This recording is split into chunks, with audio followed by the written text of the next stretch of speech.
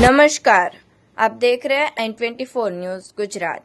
सूरत शहर के डुम्मस में हत्याकांड की घटना। डुम्मस लंगर स्थल पर 28 वर्षीय युवक की हत्या। पुलिस ने कुछ ही घंटों में आरोपियों को किया गिरफ्तार। सोशल मीडिया पर विवाद के चलते युवक की हत्या कर दी गई। युवती से प्रेम संबंध के शक में देव खलासी की हत्या की गई। 2 नाबालिगों समेत कुल 6 आरोपियों को पुलिस ने गिरफ्तार किया है। पुलिस ने आरोपियों को घटना स्थल पर ले जाकर रिकन्स्ट्रक्शन किया।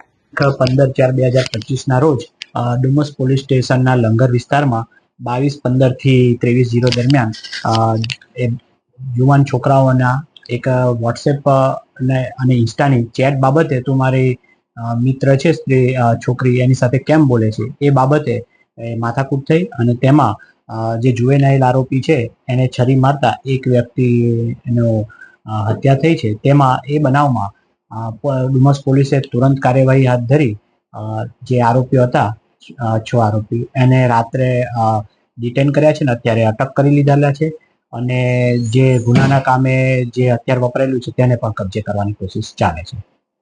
સર, આમાં જે મૃતક છે તેનો રોલ શું હતો?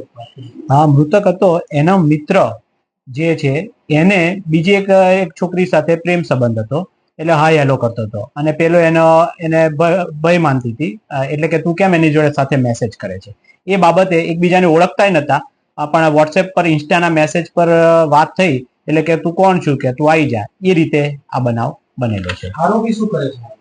આરોપી જે છે આરોપીઓમાં ટોટલ 6 નામ છે જે જુવેનાઇલ છે અત્યારે જે આરોપી છે અને બાકીના 4 છે પુખ્ત વયના છે।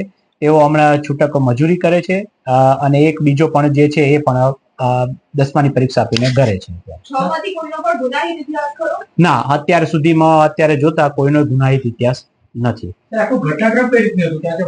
હા, ઘટનાક્રમ એ રીતે હતો કે જે ડુમ્મસના જે છોકરા હતા એમને અને ભીમપુરના છોકરા એ બંને વચ્ચે માથાકૂટ થઈ એટલે કે તું લંગરે આવી જા એમ કરતા ઇન્સ્ટાના મેસેજ પરથી બોલાયા પછી સમાધાનની વાત થઈ।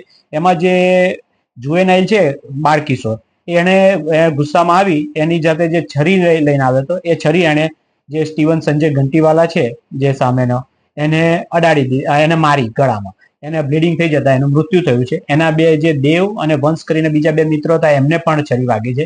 તેઓ સારવાર હેઠળ છે પણ આઉટ ઓફ ડેન્જર છે।